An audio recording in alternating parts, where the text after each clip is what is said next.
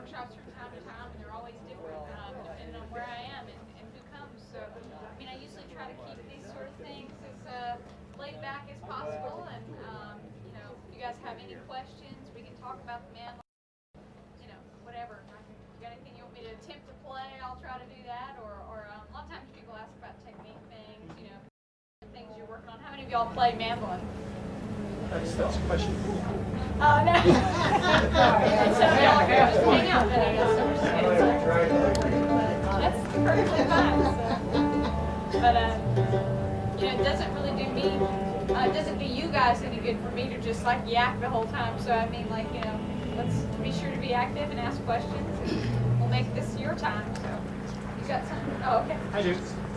Real quick question. I'm kind of interested in your chord, how you're chording that from a bluegrass perspective with the chops. Because I noticed when you were playing on stage, you play way up on the neck on most of your chord progressions. You know? Yeah, I mean, it really depends. Okay, and that's what I'm interested in. Sure. Yeah, well, definitely. I know I don't play. I don't play any open chords, but I noticed you play way up on there. Do you play in mostly they can't see? Well, I mean, it just depends on what key the song is in, you know, so definitely if the song is being played in C, then I'll play C and usually play several variations of a C chord, or, you know, say a song's in G and there's a C chord in there, or, you know, but that's about the only time. Okay, it's not like I don't just bass out of that or anything. I'm just gonna watch because that's what I'm looking at. Sure. I want to see where I'm supposed to be. Sure. Cool. We can definitely talk about that. Just to give you guys a little background, I guess I've been playing mandolin since I've been like 8 years old. Started playing. My dad got a mandolin himself whenever he was when I was about 7, and he started taking some lessons and going around and to some of the local jams, and so I kind of got interested in it. And one of the first things he showed me was how to play some chords. And most of the time when you first learn mandolin, people show you G, C, and D, those basic chords. I think the first way I learned to play them was just the 2-finger open G chord. Everybody can see that. And then, you know, you can always just move that up a set of strings and you've got a C. And then, you know, the 1-finger D chord. And as simple as those chords are, I still tend to use those chords a lot. I love using open chords. You know, you were asking about that. But the goal as a beginner, I think, was to try to learn to play the full variation of the chord. So even if all you know is the 2-finger chords, that's great. You know, I still, you know, years later still play those chords a whole lot, probably more so than the closed chords. But the full finger G chord and being able to move this chord around is probably the first thing to learn as far as like building chords. And the wonderful thing about mandolin is that, unlike guitar, once you learn to play this basic G chord, just made like this, everybody pretty much know how to make at least that simple chord. You can move it around so much. If you drop your pinky off and you move your fingers up a set of strings, you get a C chord.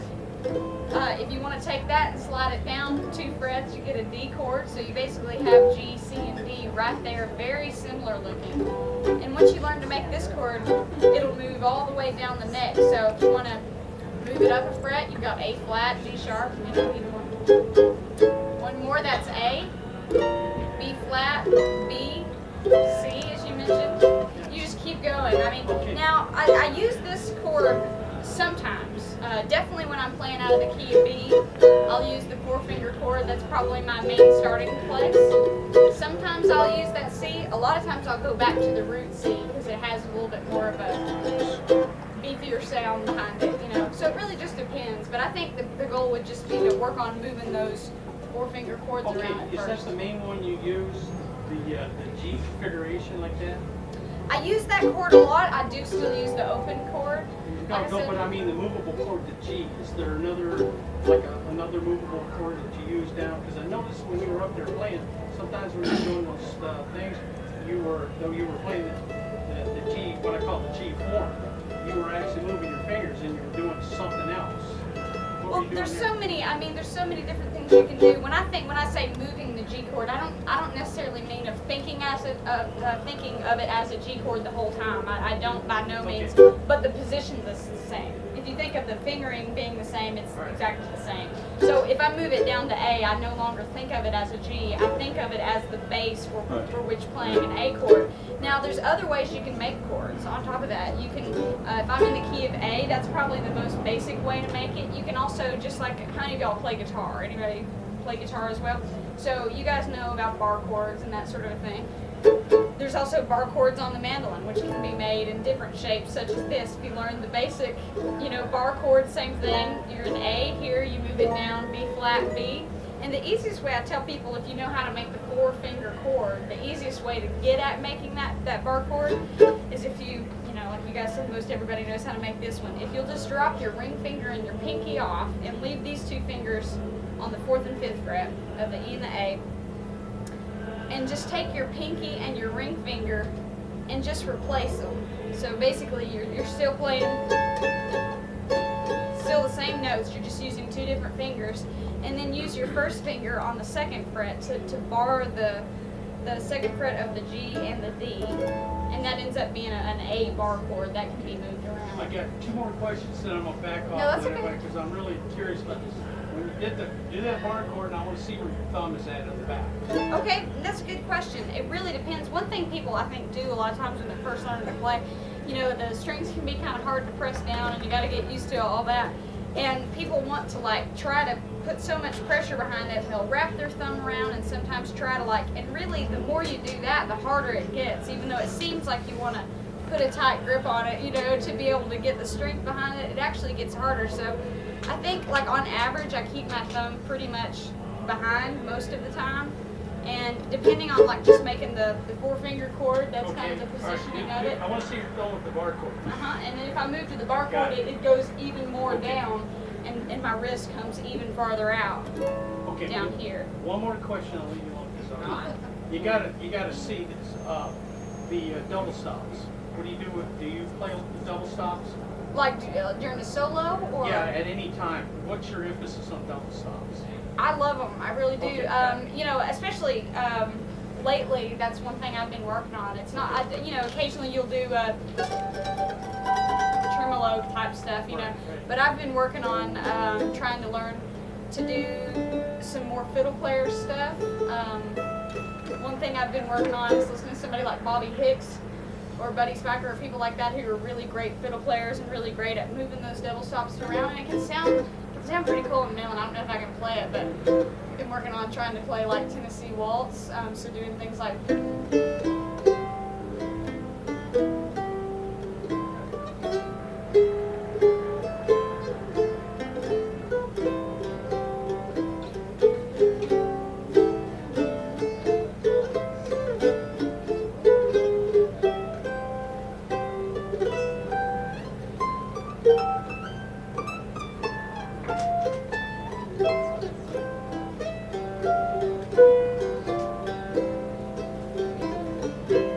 trying to move that stuff around rather than just playing the basic. Very good. Sierra, thank you very much. Oh, yeah. I got 1,000 more questions, but if I ask them, That's okay. That's okay. So anyways, I'm working on the whole double stop thing. Okay. Because Why don't you the explain? basic double stops, it's like you can always tremolo off your chords, take that G chord, and you can consider that a double stop if you want, But I've been working on trying to be able to move them around like fiddle players do, because it can be a really pretty sounding thing. Yeah. So. Thank you very much. I was going to say, ask you if the double stop, if you explain it, it's 2 notes played simultaneously. That's right, yeah. So double stops, like he was talking about, it's just 2 notes played at the same time. Basically, you'll hear a fiddle player bow, and you're hearing one sound, but it's made up of 2 notes at the same time. So basically, that sounds like duh, but you're actually hearing just together. Do you play fiddle too? I don't really, no.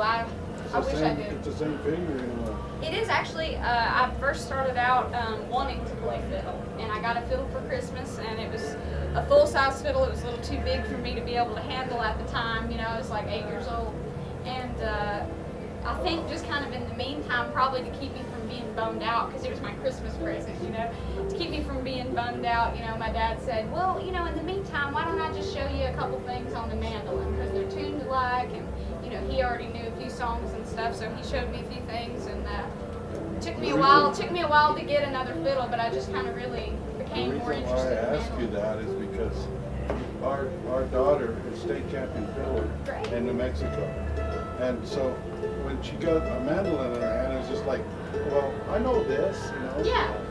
She could. I mean, I can pick up a fiddle and play something. Yeah. Like, I mean, I feel like if I really wanted to work on playing fiddle, it would be one of the easier instruments for me to be able to do. Or would you just slide But right at the there? same time, but the bowing is so different. Like, you have to think like a fiddle player. You know, Yeah. there's things like about playing fiddle that you can't just play exactly like a mandolin. You know, and so it's kind of what makes the fiddle so great is it's kind of its own thing, and you know, you can't just pick it up and play it like you would exactly on the mandolin, or it's gonna not always sound and flow the right way with like it would using a bow. You know. It's harder to sing holding that under your chin. A little bit, yeah. Unless you're Bruce Molsky or something cool like that. But, any other questions? Yeah, you mentioned that the violin was too big for you. Did you have to find a mandolin that fits you well too? No, I mean mandolin was actually the first thing that I ended up playing on, because my dad had, you know, he'd saved up and bought like this $600 mandolin, but I mean that was like serious for my dad to like pay that much for an instrument, you know. So I'm sure, like, you know, having worked hard to get that mandolin, he wasn't just gonna like hand it over to, you know, me at 8 years old. But we had one of those old taterbug mandolins. Y'all know what that is? Like bowl back mandolins. So they're kind of like these little Italian, oddly shaped mandolins where the backs are really round, and that was like the first thing I learned my couple tunes on. And then I ended up getting an A-style Kentucky mandolin. That was my first mandolin, and played that for a little while until I got an F-style. Could you go over some of the scales that you learned? Well, one of the things that I did growing up, you know, people often ask, like, you know, when you first started playing, what was some of the stuff you worked on? Like, scales are important, and as much as I see the value in sitting there hashing out scales, like especially if you're a beginner, like what I think really inspired me to go on and play mandolin and to really become serious about it is through learning fiddle tunes. And that's really the first thing I did, you know. I learned to play, you know, Bull and Cabbage Down. It's musical, you know, it's very simple, but even as an 8-year-old, it's something you can be like, hey, I'm playing a song, you know, Right. Instead of going, which is still musical, but it's a little, it's not as fun in a way as learning to play a fiddle tune. And so I think like one of the best things to do if you're first learning is to learn to play fiddle tunes, but by all means, you know, work on your scales at the same time. And really the things I worked on was just my major scales and learning to be able to play them all the way down the neck, you know. To move them, the great thing about mandolin too, the great thing about mandolin is that you learn to play an A scale. Well, you can take where your pinky ends and start again on the A note. Same thing. And you've got, you know, you've got 3 octaves of your scale that's basically played the same way. Now, are there plenty of variations of that? Yes, and I could talk for hours about the different things you can build off of scales, and whether it's just learning to do different arpeggios off of like a G chord, and then same thing with A. You know, there's all kinds of just different things you can do for fun. Sometimes I'll just make up different things of scales just to have something interesting to play. But I think the first thing for people to work on would just be take those scales, the basic, you know, scales, and learn them in all the keys, you know, G, A, B, C, B flat, you know, A flat.